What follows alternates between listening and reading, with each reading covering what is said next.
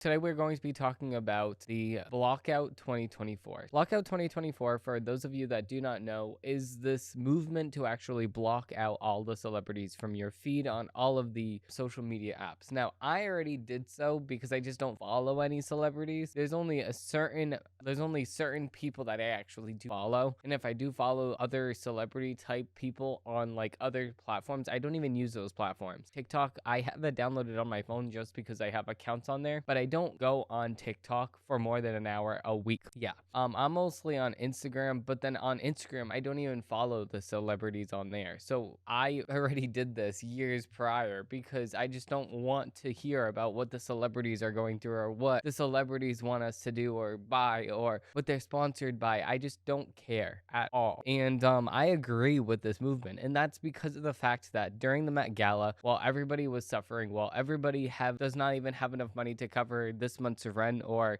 does not have enough money to actually buy food, what the celebrities are doing is getting together and going to something called the Met Gala. And we covered the Met Gala. The Met Gala dresses were so ugly. But then it gets revealed that the tickets to go to the Met Gala was $70,000 or $250 to $300,000 for a table to go to the Met Gala.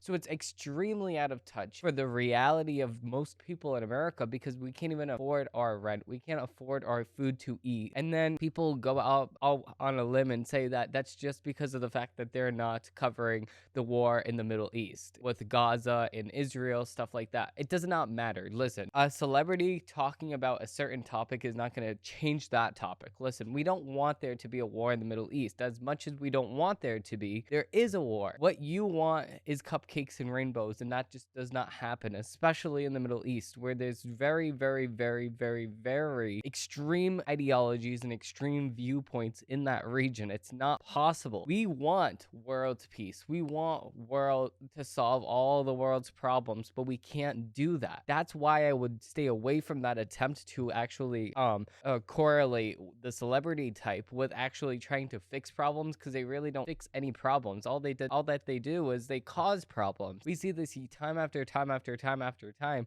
with celebrities causing another issue, and then celebrities causing this issue or this issue or this issue or this issue. It just does not happen that they fix an issue. So just because they're talking about an issue does not mean that they're fixing the issue. So I don't get why people are wanting celebrity types to talk about conflicts within the world, because they're not fixing anything. But this TikToker called Haley Bailey, which her real name is actually Haley Callie, drew backlash after posting a video on May 6th showing off her Met Gala look and lip syncing to a sound from the 2008 film Mari Interriti, in which the character played by Christian Dunst says, "Let them eat cake." So, obviously, we're not going to play the video here because it might be copyright, stuff like that. But at the same exact time here, we can go off on a limb, or not even on a limb, on a hypothesis or based on facts and say, listen, we can see why people would take this the wrong way, because let them eat cake, it's like elitist. It's like, oh, I have enough money for this extravagant event, but you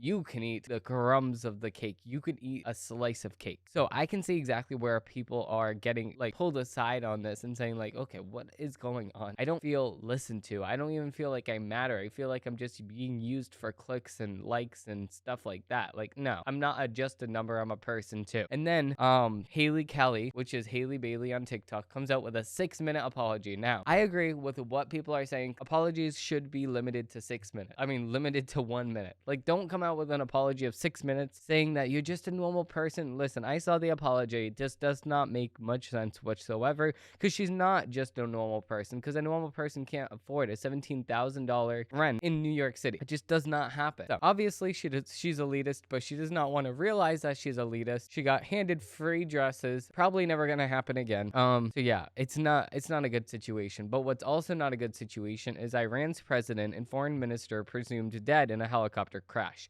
Now, I tweeted this out yesterday. I just don't understand how people are dying in helicopter crashes if there's nothing in space. There's nothing in our atmosphere to crash into. How are you crashing your helicopters? It's like a few months ago where a helicopter crashed and our military personnel were in that helicopter. How does this even happen? It's like, can you not drive the helicopter properly? Because if you cannot drive the helicopter properly, why are you driving our most important people in that helicopter? Now, as much as this person was the president of Iran, Iran has been targeting America ever since that he became president, in, well, at least for the last 25 years or so. And they're also attacking Israel too. So, I don't think that this is a good thing. I don't think that this is a bad thing.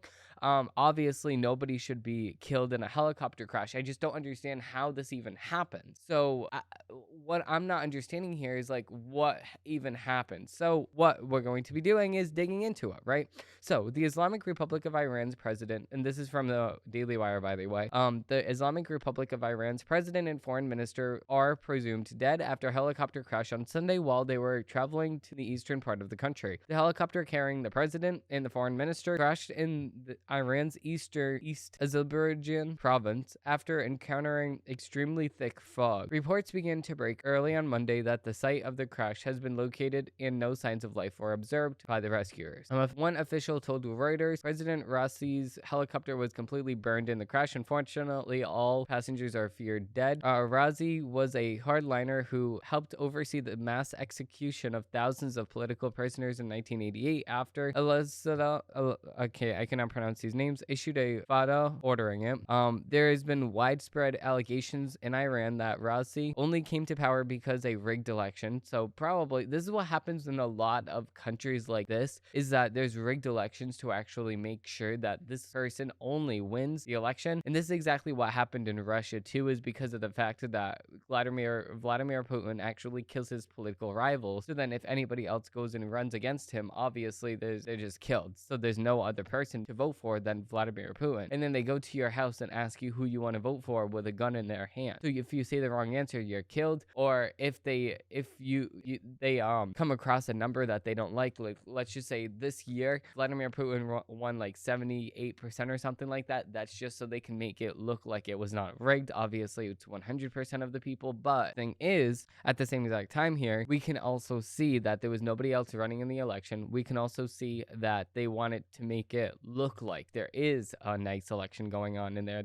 playing by the rules and stuff like that. So of course, this is what happens in a lot of countries, just like the Iran, because of the fact that these people want to win and they want to win badly. Moving on to the next article, we actually have J.K. Rowling in the news again. So trans-identifying Scottish Green Party candidate tangles with J.K. Rowling, loses badly. So trans-identifying Scottish Green Party candidate Sophie Molly tangled with Harry Potter actor J.K. Rowling in a brief exchange on X, and things did not appear to go as planned. The spat began with a post from Rowling announcing that how proud she was to be part of a soon-to-be released The Woman Who Wouldn't Woolish, voices from the front line of Scottish's battle of human rights. I'm very proud to have contributed to an essay into this book alongside many women I'm proud to call my friends. For non-scouts, what's the means be quiet or hush up? But I suspect you could have worked that out from the context. Rowling posted on Thursday. On Saturday, Molly responded in addition to claiming that the book was deeply transphobic, complaints that anyone who was gender critical was taking away rights from those who identify as transgender. This book is deeply transphobic. It puts the safety of all trans people at risk. Promoting hate does nothing but harm society. Trans people are not removing anyone's rights. The gender critical have removed trans people's right to feel safe in public spaces, Molly posted. Rowling replied on Sunday, pointing out the fact that Molly was passing judgment on a book that she had not yet published. I'm seriously impressed that you have been able to read and review an unpublished book, of which there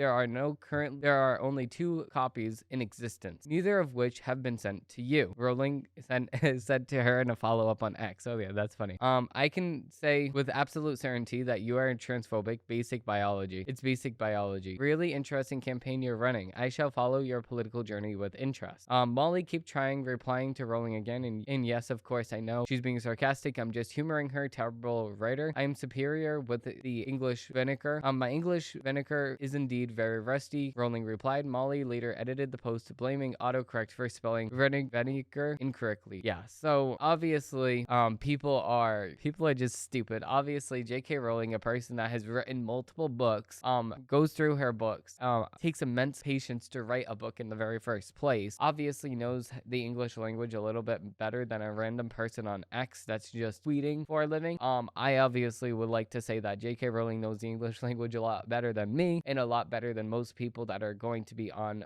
Twitter, because they're just like tweeting out paragraphs at a time, stuff like that. But J.K. Rowling is publishing a whole entire book, so I just don't get what what people don't have anymore, and that's what people don't have. People don't have common sense. Obviously, it's common sense for somebody to say that guys cannot be a girl and girls cannot be a guy. It's just basic biology. Some people say that it's in the wild that this happens, and that clownfish can just go from girl to guy and guy to girl and stuff like that. Yeah, but are you a clownfish? It just doesn't make any sense. No, the last time I checked, you are a human being. Just like Cardi B said, you're a human being. So the thing is, what clownfish do does not have anything to do with what you do. So with that being said, we're going to sum up this episode here.